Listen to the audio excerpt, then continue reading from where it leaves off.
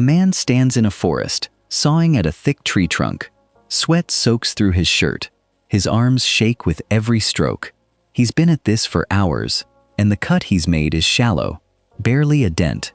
He's been sawing for 5 hours straight. He's exhausted. He's determined. And his saw has been dull since hour 1.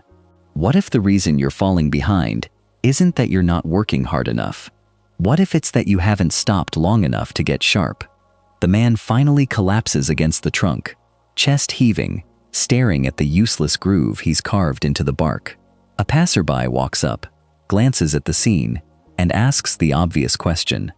Why not stop and sharpen the blade? The man snaps back without even looking up. I don't have time. I'm too busy sawing. This is the story of Sharpen the Saw. Daniel is 34, a construction site supervisor. First one on site every morning, last one to leave every night. His crew respects him because he's never once asked them to outwork him. His days start at 5 a.m. No breakfast, just coffee in the truck, lukewarm by the time he finishes it. From there, he runs the site at full intensity for 12 hours straight. No real breaks, just momentum. He hasn't read a book in over a year. Hasn't called his old friends back in months. Hasn't had a conversation with his wife lately that wasn't really about logistics. Schedules, bills, who's picking up what. Daniel wasn't failing because he lacked effort. He had plenty of that. He was failing because he never stopped to recover any of it. There's a doctor's appointment reminder sitting unopened on his phone. A dull ache in his lower back he's learned to ignore. Empty energy drink cans rolling around the floor of his truck. And despite working harder than anyone else on his crew, his project timelines keep slipping. His decisions get sloppier as the week wears on. He can't explain why. He just keeps pushing harder, assuming harder is the answer. Then comes the week everything cracks. A measurement error, the kind he would have caught instantly 2 years ago, costs the crew 2 full days of rework. His foreman, usually easygoing, snaps at him in front of the whole crew for missing an obvious safety detail. That night at dinner, his wife tries to talk to him about her day. He nods along, but his mind is still on the job site. Present in body, gone everywhere else. Then his phone rings. It's his doctor's office, calling about blood pressure results he never followed up on. As he listens, it hits him. He can't remember the last time he actually felt rested. Not tired, but functioning. Actually rested. He sits alone in his truck afterward, staring at the steering wheel, the exhaustion settling into something heavier than tired muscles. Daniel wasn't out of strength. He was out of sharpness. And no amount of pushing harder was going to fix what only rest could fix. That weekend, he calls Walt, his old mentor, a retired foreman who built half the buildings in this city. Daniel's half expecting a pep talk. Toughen up, push through, that kind of thing.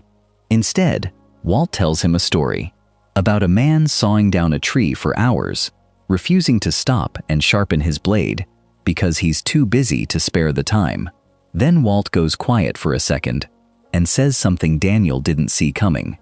He admits he once landed himself in a hospital bed at Daniel's exact age, 34, because he believed resting was the same thing as quitting. That hospital stay, he says, taught him more about real productivity than 30 years on job sites ever did. Walt tells him effectiveness isn't one thing. It's 4: your body, your mind, your relationships, your sense of purpose. Let even one of those go dull, and eventually, the rest start failing too. Daniel sits with that in silence, uncomfortable silence, because he realizes he hasn't tended to a single one of those 4 in longer than he can remember. He didn't need a new strategy for the job site. He needed a new relationship with rest itself. So Daniel builds a rhythm, simple, weekly. He treats it like a non-negotiable safety check, not a luxury he'll get to eventually. For his body, he starts going to bed by 10, takes an actual lunch break, away from his truck, walks during phone calls instead of sitting hunched at his desk. For his mind, he picks up a worn paperback he abandoned a year ago and reads 10 minutes before bed instead of scrolling his phone in the dark. For his relationships, he calls his wife in the middle of the day just to talk. No logistics, no schedules. He finally calls back an old friend he'd been meaning to reach for months. For his sense of purpose, he starts taking 15 quiet minutes each morning before the site gets loud. Just him, his coffee, and a few minutes thinking about why any of this work matters to him in the first place. Weeks pass. His decisions on site get clearer. His tone with the crew softens. At dinner, his wife starts smiling more. Not because anything dramatic changed, but because he's actually there with her again. Eventually, his crew finishes a complex phase of the project 2 full days ahead of schedule. Not because anyone worked longer hours, because fewer mistakes meant less rework. His foreman pulls him aside one afternoon and says he's noticed something different, sharper, calmer, somehow getting more done while looking a lot less wrecked by the end of the day. Daniel used to think rest was time stolen from the work. Now he understands it was what made the work possible at all. If you want to try this yourself, it's simple.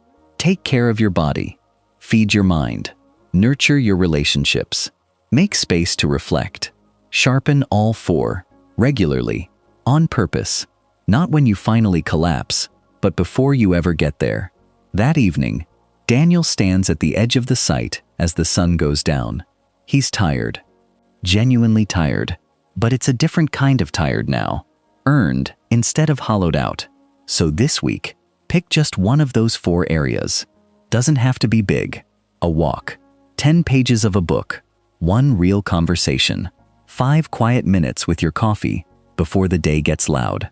Just stop for a moment and sharpen the blade.